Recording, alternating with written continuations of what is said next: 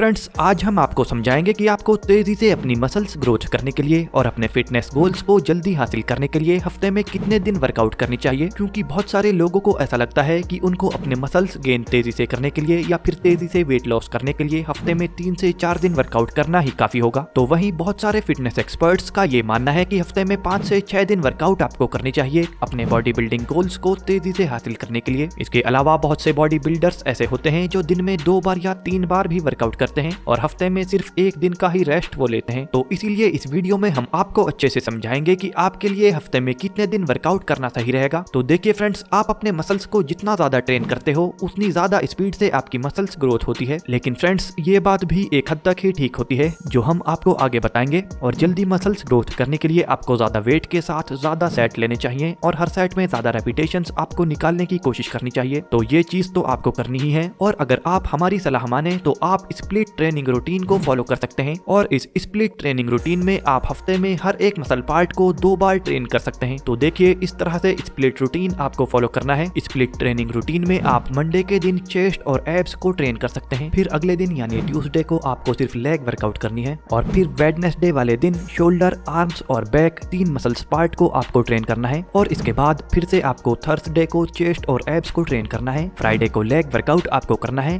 और फिर सैटरडे को शोल्डर, आर्म्स और बैक मसल्स को आपको ट्रेन करना है। और फिर संडे वाले दिन आपको कंप्लीट रेस्ट करना है। इस तरह से आप हफ्ते में 6 दिन वर्कआउट करेंगे और हर मसल पार्ट को हफ्ते में 2 बार वर्कआउट करके डैमेज आप कर सकेंगे। फ्रेंड्स, अब समझिए कि ये रूटीन हमने आपको फॉलो करने के लिए क्यों कहा है। तो देखिए, जब आप अपने किसी एक मसल पार्ट को ट्रेन करते हैं तो उस मसल पार्ट के मसल टिश्यूज को रिपेयर और रीबिल्ड होने में 48 घंटे से 72 घंटे का टाइम लगता है। और इस स्प्लिट रूटीन में आपके हर एक मसल पार्ट को रिकवरी का पूरा टाइम मिल रहा है और हफ्ते में 2 बार आपके हर मसल पार्ट को ट्रेन भी आप कर पा रहे हैं। तो इसीलिए इस स्प्लिट रूटीन में आप अपनी मसल्स ग्रोथ की स्पीड को काफी ज्यादा बढ़ा सकते हैं और अपने फिटनेस गोल्स को तेजी से अचीव कर सकते हैं उन लोगों के मुकाबले जो कि हफ्ते में सिर्फ 1 दिन ही हर एक मसल पार्ट को ट्रेन करते हैं। और ये बात हम आपको ऐसे ही नहीं कह रहे। एक स्टडी में बड़े बड़े साइंटिस्ट द्वारा ये देखा गया है कि जो लोग हफ्ते में सिर्फ एक मसल पार्ट को एक ही बार ट्रेन करते हैं उनकी मसल ग्रोथ की स्पीड कम होती है। और जो लोग हफ्ते में 2 बार हर मसल पार्ट को ट्रेन करते हैं उनकी मसल ग्रोथ 7 से 8% ज्यादा देखने को मिलती है, जो कि काफी बड़ा अंतर होता है। इसके अलावा और भी काफी स्टडीज में ये बात साबित हुई है कि एक हफ्ते में 2 बार मसल्स को ट्रेन करने से ज्यादा अच्छे रिजल्ट्स आपको देखने को मिलते हैं। तो इसमें जब आप मंडे को अपने किसी मसल पार्ट को ट्रेन करते हो